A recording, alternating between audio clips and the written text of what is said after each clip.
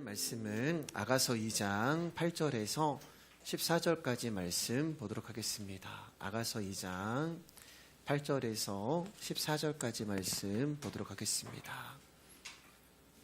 아가서 2장 8절에서 14절까지 말씀이고요. 제가 한 절, 여러분 한 절, 마지막 14절은 같이 읽겠습니다. 내 사랑하는 자의 목소리로구나. 보라, 그가 산에서 달리고 작은 산을 빨리 넘어오는구나. 내 사랑하는 자는 노루와도 같고 어린 사슴과도 같아서 우리 벽대에 서서 창으로 들여다보며 창살 틈으로 엿보는구나. 나의 사랑하는 자가 내게 말하여 이르기를 나의 사랑 내 어여쁜 자여 일어나서 함께 가자. 겨울도 지나고 비도 그쳤고 지면에는 꽃이 피고 새가 노래할 때가 이르렀는데 비둘기 소리가 우리 땅에 들리는구나. 무화과 나무에는 푸른 열매가 익었고 포도나무는 꽃을 피워 향기를 토하는구나. 나의 사랑 나의 어여쁜 자야 일어나서 함께 가자. 같이 읽겠습니다. 바위 틈 낭떠러지 은밀한 곳에 있는 나의 비둘기야, 내가 내 얼굴을 보게 하라. 내 소리를 듣게 하라. 내 소리는 부드럽고 내 얼굴은 아름답구나. 아멘. 오늘 말씀의 제목은 바위 틈 은밀한 곳에서 듣기 원하네 라는 제목으로 은혜 나누길 원합니다. 옆 사람과 인사하겠습니다. 귀하십니다. 귀하십니다. 감사합니다. 술람미는 자신을 왼팔로 베게 해주고 오른팔로 안아주는 신랑의 품에서 깨어나고 싶지 않았습니다. 그래서 노루와 들사슴으로 예루살렘 여인들에게 나를 향한 신랑의 사랑을 깨우지 말라고 부탁을 합니다. 그리고 술람미는 신랑의 품에서 신랑의 음성을 듣게 돼요. 나를 향한 신랑의 사랑은 사망이나 생명이나 천사들이나 권세자들이나 현재일이나 장래일이나 능력이나 높음이나 기쁨이나 다른 어떤 피조물이라도 자신을 이 신랑의 사랑 안에서 끊을 수 없다는 것을 신랑의 목소리를 통하여서 듣게 됩니다. 8절을 보면은 내 사랑하는 자의 목소리로구나 라고 하면서 보라, 그가 산에서 달리고 작은 산을 빨리 넘어온다 라고 말씀하고 있어요. 우리의 신랑이신 예수님이 이제 술람미를 찾아오는데 사랑하는 자의 목소리로 찾아오시는 거예요. 그 사랑하는 자의 목소리가 뭐예요? 바로 하나님의 말씀이 되는 것입니다. 당신의 신부를 하나님은 당신의 말씀으로 찾아오시는 거예요. 그 말씀이 우리를 찾아오시는데 평탄하게 오시는 것이 아니라 여기 보시면 산을 달리고 작은 산을 빨리 넘어서 오신다라고 기록되어 있습니다. 산은 걸어서 넘어가도 힘든 거예요. 그런데 걸어서 넘어가도 힘든 산을 달려서 오시고 빨리 넘어서 오시는 것입니다. 여러분, 여기서도 중요한 것은 술람미가 가는 것이 아니에요. 술람미는 아무것도 하는 것이 없는데 우리의 신랑 되시는 예수님이 우리를 말씀으로 찾아오시는데 산을 넘고 작은 산을 빨리 달려서 오신다는 것입니다. 여러분, 신랑의 입장에서 술람미를 사랑하는 것은 결코 쉬운 일이 아닙니다. 신랑은 왕이었고 신부는 노예였어요. 왕이 노예를 사랑한다는 것은 여러 가지 장벽을 만나야 하고 상상도 할 수 없는 질고와 고초를 그리고 어려움을 뚫고서야 왕이 노예를 사랑할 수가 있는 것입니다. 이사야 53장 2절 3절입니다. 시작. 그는 주 앞에서 자라나기를 연한 순 같고 마른 땅에서 나온 뿌리 같아서 고운 모양도 없고 풍채도 없은즉 우리가 보기에 흠모할 만한 아름다운 것이 없도다.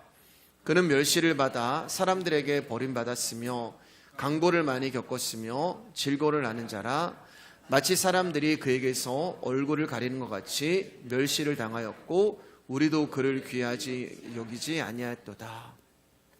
여러분, 우리의 신랑 되시는 예수님은 우리에게 이러한 수모와 무시를 당할 이유가 전혀 없으신 분이에요.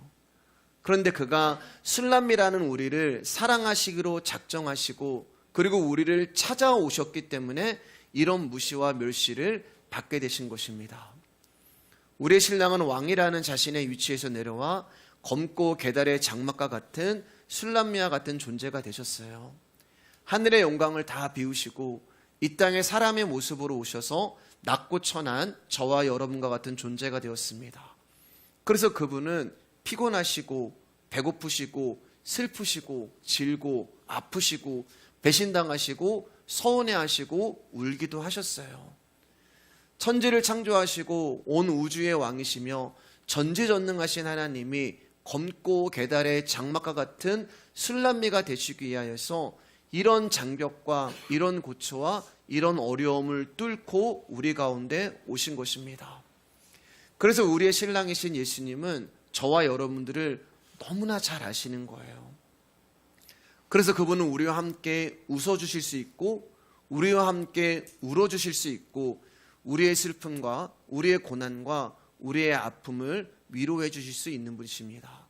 요한복음 4장 6절입니다. 시작. 거기 또 야곱의 우물이 있더라. 예수께서 길 가시다가 피곤하여 우물 곁에 그대로 앉으시니 때가 6시쯤 되었더라. 우리나라 시간으로 12시 정오에 예수님은 40도가 넘는 뜨거운 날씨에 야곱의 우물가로 서둘러서 달려오신 것입니다. 여기 길 가시다가 라고 하는 뜻이 서둘렀다라는 표현이거든요. 그러면 서둘러서 오시려고 하면은 달려서 오셔야 되는 거예요. 산을 넘고 작은 산을 뛰어서 오신 것입니다. 태양이 이글거리는 그 살인적인 날씨에 달리고 뛰어오신 것입니다. 그리고 그 더운 날씨에 예수님이 달려오셨기 때문에 피곤하고 지치신 거예요. 그래서 기진맥진하신 예수님이 털썩하고 우물 곁에 앉으신 것입니다. 그러면 예수님이 왜 열사병에 걸릴 수도 있었는데 목숨을 걸고 이곳까지 달려오신 것일까? 그것은 이곳에 술람미라고 하는 사마리아 여인이 있었기 때문에 그래요. 자신의 신부인 사마리아 여인을 만나기 위해서 우리의 신랑 되신 예수님이 산을 넘고 작은 산을 뛰어서 목숨을 걸고 저와 여러분에게 찾아오신 것입니다. 아가서 2장 9절입니다. 시작. 내 사랑하는 자는 노루와도 같고 어린 사슴과도 같아서 우리 벽 뒤에 서서 창으로 들여다보며 창살 틈으로 엿보는구나. 산을 달리고 작은 산을 빨리 넘어온 신랑을 아가서에서는 노루와 사슴으로 표현을 하는 거예요. 지난 시간에도 노루와 사슴이 등장을 했어요. 지난 시간에 두 가지 특징에 대해서 말씀드렸습니다. 먼저 노루와 사슴은 작은 소리에도 놀라서 도망가는 대단히 민감하고 빠르고 섬세하며 소심한 동물입니다. 그리고 두 번째 특징은 노루와 사슴의 뜻은 아름다운, 빛난, 권세, 영광, 권능이라는 의미를 가지고 있어요. 그래서 70인의 번역본을 보면은 이 노루와 사슴을 군대라고 번역을 하고 있어요. 근데 구절을 보면은 그냥 사슴이 아니라 어린 사슴이다라고 표현을 하고 있습니다. 어리다는 뜻은 젊다는 뜻이에요. 힘이 있다는 뜻이고 강하다는 뜻입니다. 다시 말해서 막강한 군대라는 것입니다. 하나님이 우리를 찾아오시는데 막강한 군대로 찾아오시는 거예요. 세상에 어떤 힘과 권세를 가진 존재라 하더라도 어린 사슴의 군대를 이기지 못하는 것입니다. 그리고 이 강력한 힘을 가진 어린 사슴이 저와 신랑과 신부 사이에 있는 모든 장벽과 모든 가로막혀 있는 방해물들을 부수고 박살내시고 뛰어넘으시고 짓밟으시면서 우리에게 찾아오시는 거예요. 그런데 재밌는 것은 그렇게 힘있게 오시고 강하게 달려오신 신랑이 우리 앞에 딱 하고 나타나셔서 술람미 오래 기다렸어, 이렇게 상남자처럼 멋지게 등장을 하는 것이 아니라 그렇게 강하게 오시고 우리와 가로막혀 있는 모든 장애물과 모든 방해물들을 다 부수고 박살을 내셔서 그렇게 오신 우리의 신랑이 술람미에게 와서는 노루와 사슴처럼 조용하게 또 조심스럽게 술람미에게 들키지 않으시려고 그녀의 벽 뒤로 가셔서 조용히 서시는 거예요. 그리고 벽에 있는 창문의 창틈으로 술람미가 알아채지 못하게 그녀를 보고 계시는 것입니다. 술라미는 지금 신랑이 자기 옆에 와 있는 것을 몰라요. 신랑이 지금 자신을 바라보고 있는 것도 모릅니다. 자신의 가장 가까운 곳에서 창틈으로 자신을 바라보시며 한순간도 나를 놓치지 않으시고 나를 지키시고 나를 보호하시는 신랑을 술라미는 보지 못해요. 왜냐하면 신랑이 지금 술라미 뒤에 살짝 서 계십니다. 자신의 임재를 숨기시고 숨을 참으시고 그렇게 술라미를 보고 계시는 거예요. 신랑을 보지 못한 술라미는 신랑을 찾습니다. 예수님 어디 계세요? 예수님 지금 저는 당신이 너무 필요합니다. 저를 괴롭게 하는 사람들이 너무 많고 많은 고난으로 인하여 제 인생이 너무 고통스럽고 너무 피곤하고 너무 힘이 듭니다. 그런데 나의 신랑 되신 예수님, 당신은 어디 계십니까? 술라미는 신랑의 자신을 떠난 줄 알았습니다. 예루살렘 여자들이 자신을 비난하고 조롱해요. 너 같은 것이, 신랑이 검고 계달의 장막과 같은 너 같은 것을 어찌 사랑하겠느냐? 너 같은 자가 무슨 예수를 믿냐? 너같이 더러운 죄인이 어떻게 하나님을 사랑한다고 할 수가 있냐? 내가 이길 수 없는 세상의 유혹과 시험이 나를 무너지게 합니다. 그런데 정작 나를 도와줘야 할 신랑이 내 옆에 없는 거예요. 내가 가장 필요할 때 신랑은 내 옆에 없습니다. 그러나 신랑은 술라미 뒤에 계셨어요. 가장 가까운 거리에서 그녀를 바라보고 계셨고 그녀와 함께 하셨습니다. 신랑은 예루살렘 여자들이 그녀를 비난하고 조롱하는 것을 다 보고 계시고 다 듣고 계십니다. 그러나 술라미는 솔로몬이 어디론가 떠난 줄 알았어요. 그러나 그분은 노루와 강력한 사슴으로, 강력한 힘과 권능으로 술라미라는 인생을 지켜오셨고 그녀의 창문의 틈으로 그녀를 보고 계셨어요. 신랑은 술라미가 왕의 사랑을 받음으로 인하여 받게 되는 고난과 아픔을 알고 계셨습니다. 저와 여러분들이 예수 그리스도를 믿음으로 말미암아 예수님이 우리를 선택하셨다는 이유 때문에 받게 되는 고난과 어려움과 아픔과 상처를 우리 주님은 알고 계세요. 그리고 신랑은 항상 거기 계십니다. 한 번도 그녀를 떠나지 않으십니다. 사랑하는 여러분, 우리의 신랑이 다 알고 계십니다. 다 보고 계십니다. 그러면 된 거예요. 그러면 분명 그분의 때에, 그분의 시간에, 그분의 권능과 권세로 우리에게 일하실 것입니다. 욥기 23장 8절 9절입니다. 시작. 그런데 내가 앞으로 가도 그가 아니 계시고 뒤로 가도 보이지 아니하며 그가 왼쪽에서 일하시나 내가 만날 수 없고 그가 오른쪽으로 돌이키시나 배울 수 없구나. 우리가 인생을 살아가다 보면 반드시 하나님이 계셔야 되는 상황이 있어요. 그런데 신기한 것은 그때마다 하나님은 안 계십니다. 어제까지만 해도 그 자리에 계셨습니다.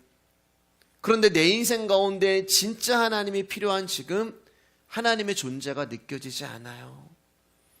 욥의 아들, 딸 10명이 다 죽어버리고 재산이 다 없어지고 몸마저 악청으로 시달릴 때 하나님이 계셔야 하는 상황인데 하나님이 보이지 않습니다.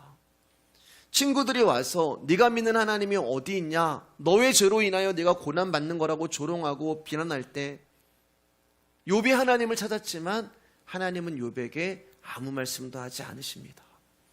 그래서 욥이 하나님을 찾기 시작해요. 전에는 하나님이 항상 내 앞에 계셨어요. 나의 기도를 늘 들어주셨고 나의 안타까움에 반응하셨어요. 그런데 어느 날부터 그분이 보이지 않습니다. 그래서 하나님을 찾아요. 하나님 어디 계십니까? 하나님, 내가 이렇게 힘들고 죽을 것 같은 상황인데 하나님은 도대체 어디 계십니까?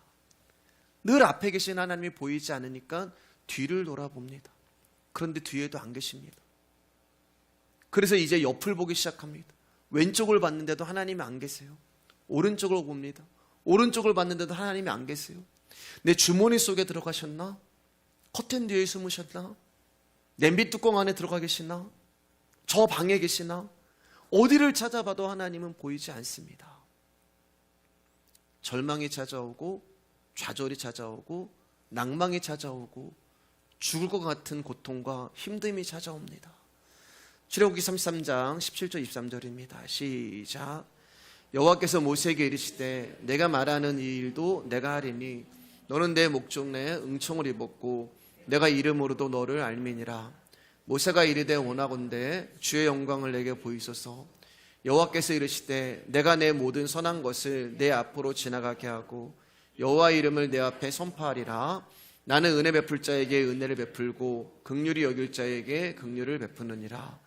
또 이르시되 내가 내 얼굴을 보지 못하리니 나를 보고 살 자가 없음이니라. 여호와께서 또 이르시기를 보라 내 곁에 한 장소가 있으니 너는 그 반석 위에 서라. 내 영광이 지나갈 때 내가 너를 반석 틈에 두고 내가 지나도록 내 손으로 너를 덮었다가 손을 거두리니 내가 내 등을 볼 것이요 얼굴은 보지 못하리라. 모세가 하나님의 영광을 보기를 원합니다 라고 기도를 해요. 여기서 말하는 하나님의 영광은 하나님의 얼굴을 말하는 겁니다. 그러니까 모세는 하나님 저 당신의 얼굴을 보고 싶습니다. 왜요? 하나님이 필요하기 때문에요. 하나님 저는 당신의 영광이 필요합니다. 당신의 도움이 필요합니다. 당신의 얼굴이 필요합니다. 하나님이 지금 필요하기 때문에 모세가 하나님의 도움이 필요하기 때문에 하나님의 임재가 필요하기 때문에 하나님께 하나님의 영광을 구하는 기도를 하고 있어요. 그러나 죄인인 사람은 거룩한 하나님의 얼굴을 보면은 죽습니다. 불타 없어지는 거예요. 그래서 하나님의 얼굴을 보여달라는 모세의 기도 가운데 하나님이 모세야 내가 나의 얼굴을 보면은 죽는다. 나를 보고 살 자가 없음이라고 말씀하시는 거예요. 하나님은 모세에게 당신의 약속을 지켜주시는데 당신을 보고서는 살 자가 없기 때문에 모세를 한 반석 위에 서라고 하십니다. 그리고 당신의 영광이 지나갈 때 당시 모세를 반석 틈에다가 숨겨두고 당신의 손으로 모세를 덮었다가 손을 거두어 주겠다고 말씀을 하시는 거예요. 하나님의 손이 오셔서 모세를 덮습니다. 안 그래도 캄캄한 상황이고 안 그래도 절망 가운데 있고 안 그래도 힘들고 지친데 하나님의 손까지 와서 나를 덮어버리는 거예요.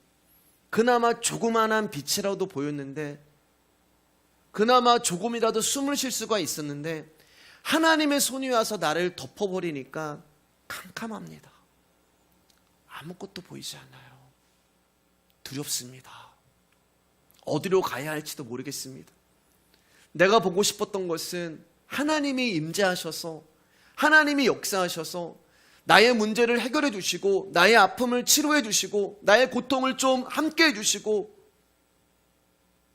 나를 도와주시고 그렇게 당신의 인도하심과 당신의 이끄심과 당신의 역사하심을 원했던 것이 캄캄한 어두움이 아니었어요. 그런데 당신의 영광을 구하는 나에게 하나님의 손이 오셔서 덮어버립니다. 세상과 비교할 수 없는 어두움이 찾아오고 절망이 찾아오고 두려움의 시간이 찾아옵니다. 다시 말해서 내 인생에서 가장 힘들고 비참하고 두렵고 처참한 시간이에요. 하나님을 찾았는데 하나님의 얼굴 좀 보여달라고 했는데 하나님이 필요해서 하나님을 구했는데 하나님을 불렀는데 하나님이 나에게 주신 것은 당신의 손으로 나를 덮어버리는 어둠이란 말이에요. 내가 가장 필요로 했을 때 내가 가장 하나님을 원했을 때 그때 주님이 나에게 주신 것은 어둠이었습니다. 그 어느 때보다 주님의 임재하심과 인도하심이 필요할 때 주님이 나에게 주신 것은 어둠이었고 절망이었고 고통과 고난이었어요. 23절 말씀 보니까 손을 거두리니 내가 내 등을 볼 것이요 얼굴은 보지 못하리라. 그 모든 어려움과 두려움이 지나갑니다. 하나님이 손을 거두셨어요. 죽을 것 같은 고통과 고난과 아픔이 지나갑니다. 그때 내 눈에 보이는 것은 저기 멀리 가시는 하나님의 등이 보이는 거예요. 하나님이 저기 가세요. 그분의 등이 보여요. 그럼 여러분, 우리가 알 수 있는 것이 있죠. 등이 보인다는 것은 그분이 나를 지나가셨다는 겁니다.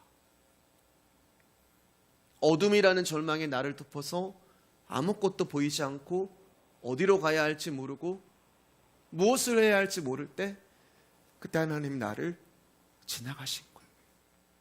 하나님이 나와 함께 하셨다는 것입니다. 두려움과 고난과 고통과 아픔으로 피곤하고 지쳐서 모든 것을 놓고 싶을 때 저기 주님의 등이 보였다는 말은 그때 하나님이 나와 함께 하셨다는 말이에요. 내가 가장 힘들 때 나를 버리신 것 같았고, 나를 외면하신 것 같았고, 나를 잊어버리신 줄 알았습니다.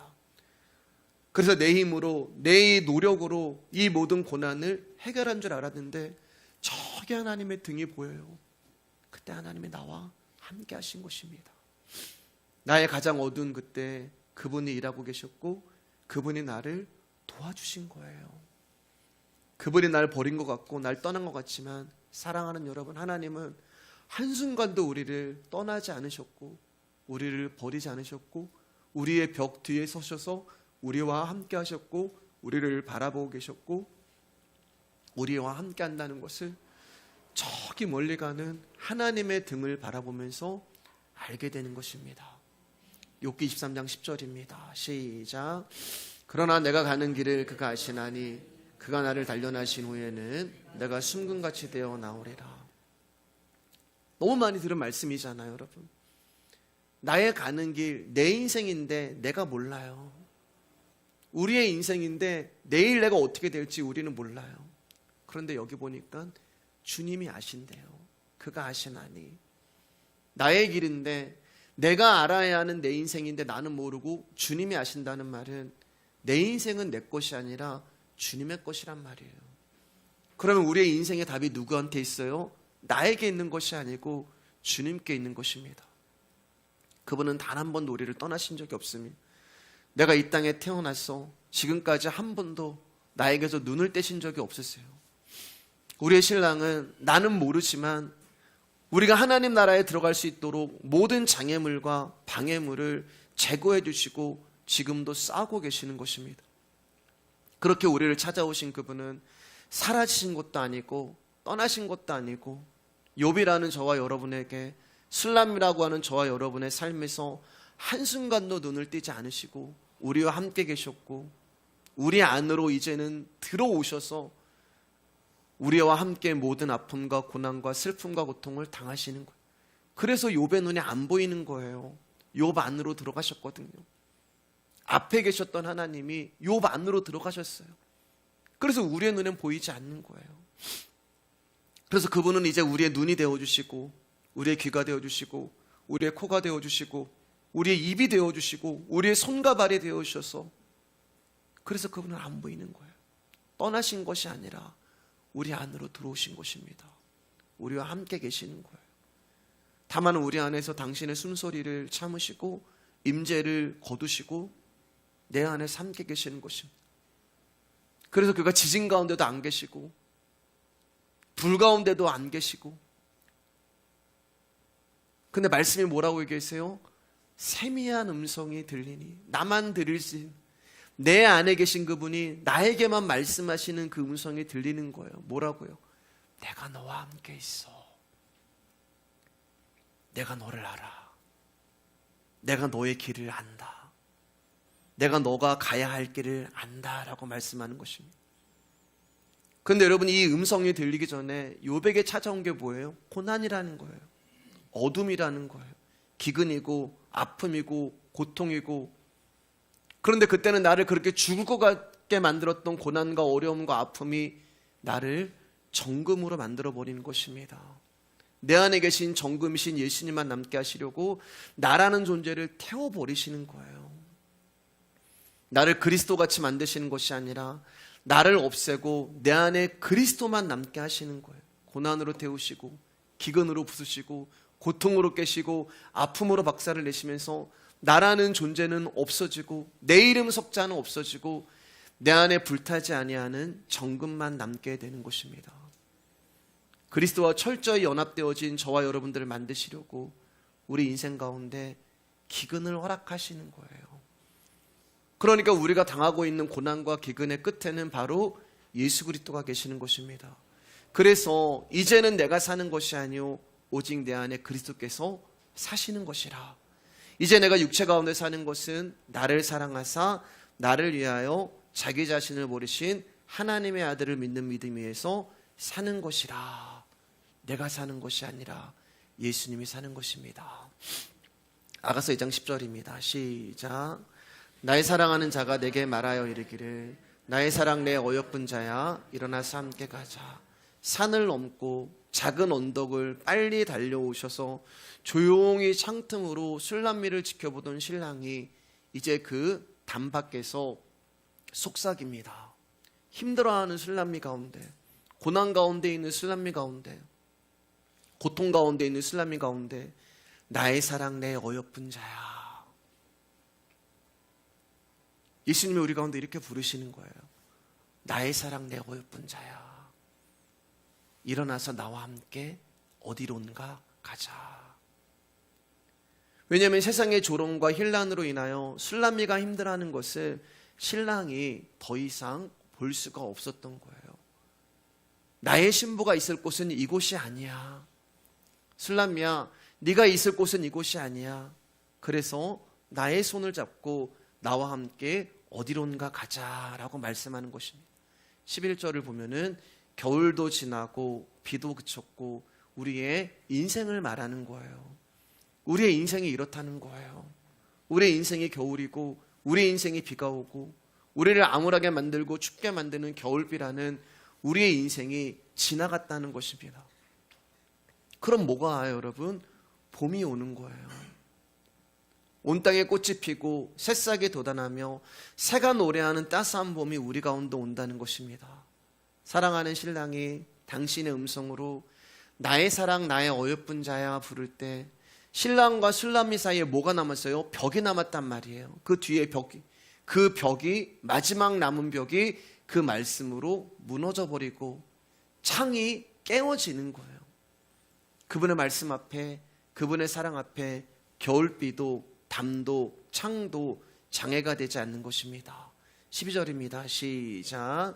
지면에는 꽃이 피고 새가 노래할 때가 이르렀는데 비둘기의 소리가 우리 땅에 들리는구나. 땅에는 꽃이 피고 하늘에는 새들이 날아가면서 노래합니다. 비둘기가 나와요. 비둘기의 소리, 비둘기가 무슨 말을 하는 거예요. 비둘기가 지금 메시지를 들려주는 거예요. 성경의 비둘기는 평화를 이야기합니다.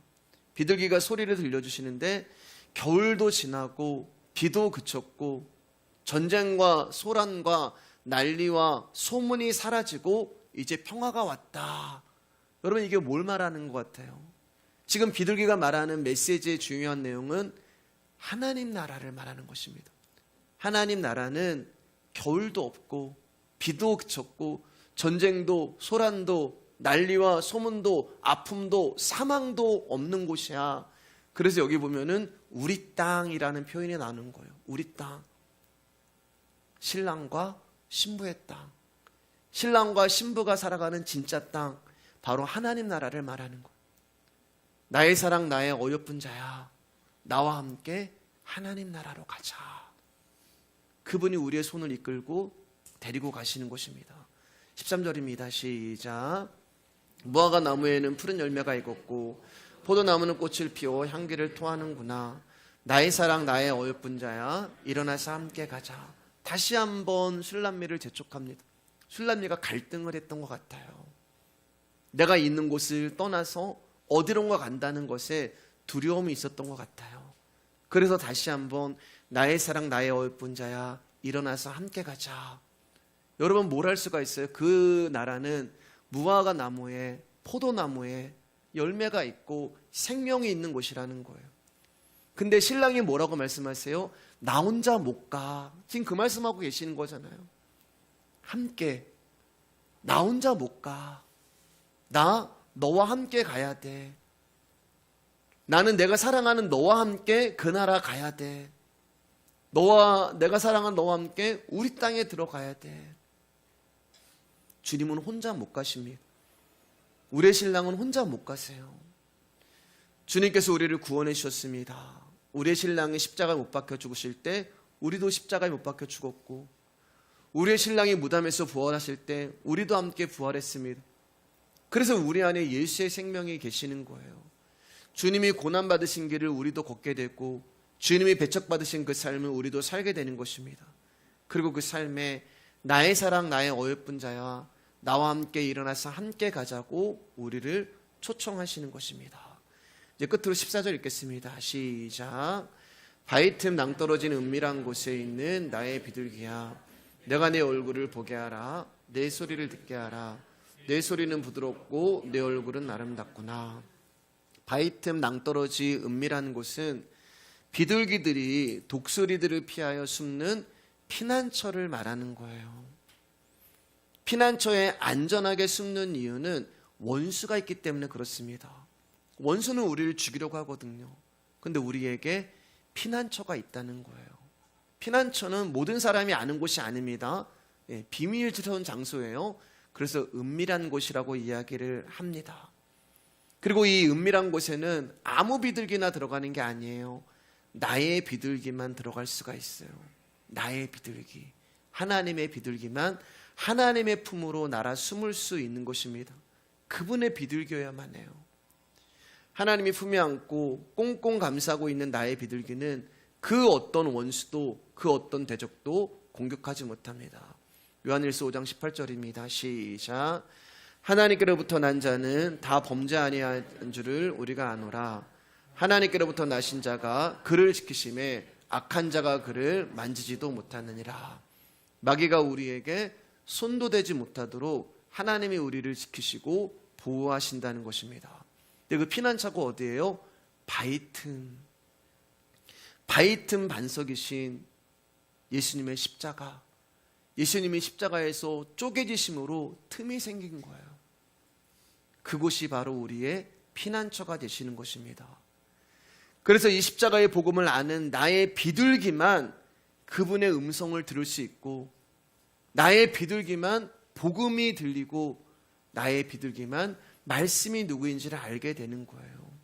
나의 비둘기만 그분의 얼굴을 볼 수 있으며 그분의 품 안에서 안식할 수 있는 것입니다. 그래서 은밀한 곳, 비밀의 장소라는 거예요. 아무에게는 허락되지 않고 오직 당신의 비둘기에만 이 바위 틈 은밀한 안식처가 제공되는 것입니다. 그리고 우리가 그 바위 틈에 들어가서 그분의 얼굴 보기를 원하는 거예요. 그곳에서 그분을 묵상하고 그분께 나아가고 그분이 나에게 어떤 사랑을 베푸셨는가를 듣게 되고 알게 되고 간직하게 되는 것입니다. 신랑이 말을 하죠. 내 소리를 듣게 하라. 14절 말씀 다시 보여주세요.